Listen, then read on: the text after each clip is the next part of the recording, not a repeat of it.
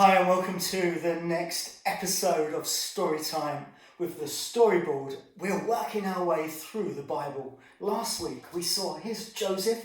Remember, Joseph has become Prime Minister of Egypt. And we saw last week how Joseph's family, this is his dad Jacob.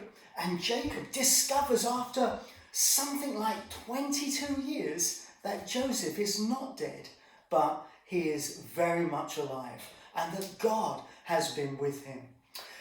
And we saw, and this is right at the end of the first book of the Bible, the book of Genesis, and we saw how Jacob and his whole family, all the brothers and the sister of Joseph, they come up to Egypt, and Joseph says to them, you can live now in Egypt because there's no food anywhere else. There's a famine in the land.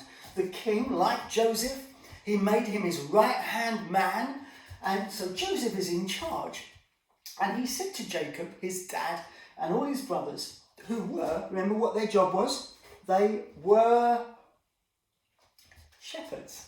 Now the Egyptians actually didn't like shepherds very much, but the king made a special exception for Joseph's family, and he let them live in a part of Egypt called Goshen.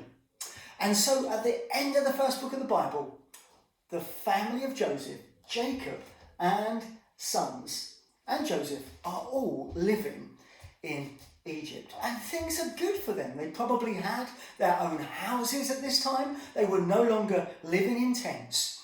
And when the next book of the Bible opens, which is the book of Exodus, there are so many people. Of course, Joseph has died by now because over 400 years have passed. And Joseph's family, the family of Jacob and all the brothers and sons who have also all died now, they've had children and they've had children and they've had children, and the whole family, we'll call them the Israelites. Let's put Jacob away over here. I'm going to move Joseph away too. Have grown. Do you know how many people now? Let me tell you. 2 to 3 million of them. The Israelites all living in Egypt. Well, after that 400 years, of course, we've had quite a few different kings now in Egypt, different pharaohs. Okay, so we'll say that this is the new Pharaoh. And when he looked out amongst all his people, he saw that the Israelites were not mixing with all the other people. They kept themselves to themselves. They lived in their own towns and villages and didn't mix with the people. They married amongst one another. And the king thought one day, do you know what? I think if we go to war, the Israelites, they might fight with our enemies against us. And the king started to be really angry and nasty towards the Israelites. In fact, he made them slaves. Let's put one of the slaves up here. He made them like slaves, and he made them build lots of things in Egypt, and they were involved in lots of the building projects, and people were put over them, like this man here, who had whips, and they would hurt the Israelites, and they were really nasty to them. They were like slaves now in the land. And there were so many of them at that time. The king passed a law, and he told the nurses, they're called midwives, who help the ladies have babies, help to deliver the babies. He said to them, if a baby boy is born to an Israelite lady and family, kill him. Whoa, isn't that nasty? I'm going to move all these away now, just for a bit. And I'm going to show you a family. Okay, so let's put them here. Here's a man. And here's his wife. This man's name is called Amram. Can you all say Amram? Amram. That's Amram, and he's married to a lady called Jochebed. That's a great name, isn't it?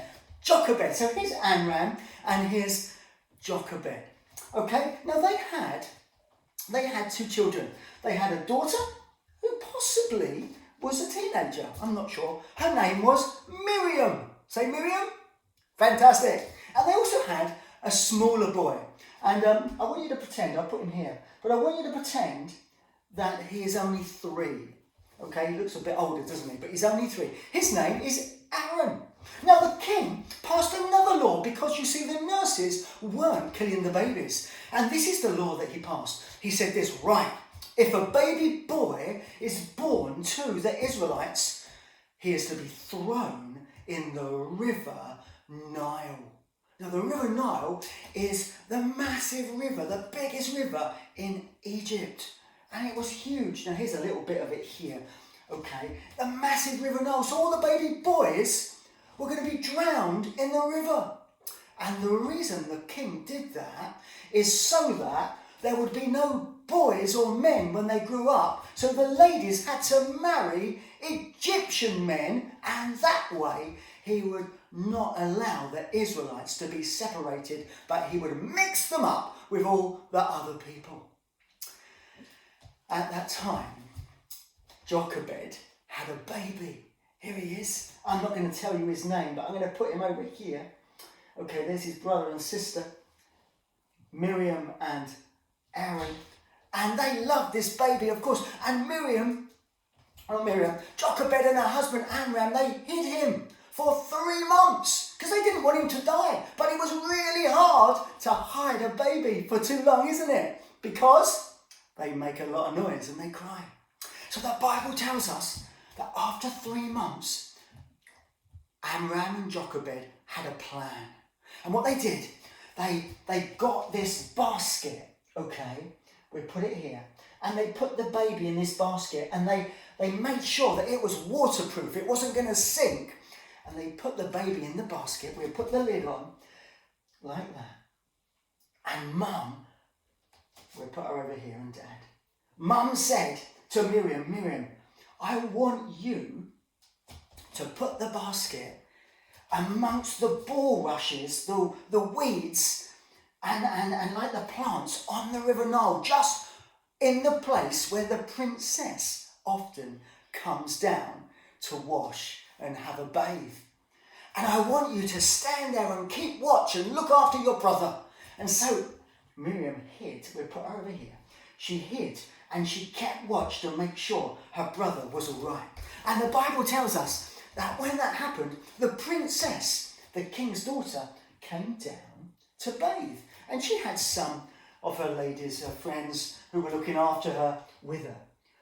And the princess saw the basket and she went over to it and she took the lid off. And she saw the baby and she picked the baby up. The princess must have realised that the baby was an Israelite baby and that her dad had said that he should die.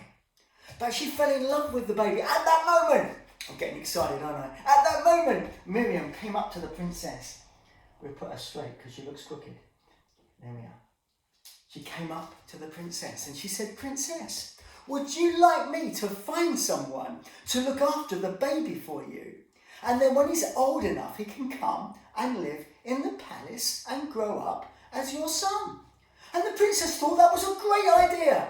Who do you think Miriam went to get to look after her baby brother? Who do you think? You're absolutely right. It was her mum. So the princess said, I'll pay you to look after this baby. And so the real mum took her baby back. And Miriam went back. And when he was old enough to leave home, whoops, I've dropped something here. Let's put them back. When he was old enough to leave home, and it must have been really hard for Mum, the little boy, okay, we'll put him over here now, as though this is him. The little boy was given to the princess, and he would grow up as a prince in the palace with all the other princes in Egypt. And the princess gave him a name. Do you know what name the princess gave him? It was Moses. Moses, that's right. And so Moses grew up as a prince in the palace with all the other princes. So he might have played I don't know if they played football in those days, but he might have played I'm not sure if they played tennis. He might have played, I don't know if they had Ludo either, but he would have grown up and he would have played with the other princes and he would have grown up in the palace. When Moses grew up, can I show you what he looks like now when he grew up? Okay, here he is. This is Moses now. He looks a little bit like Joseph, doesn't he? That's because he's dressed as an Egyptian and he's dressed as a prince. And he's wearing the Egyptian makeup. He's speaking the Egyptian language. But inside his heart, Moses realizes that he's not an Egyptian. He's an Israelite.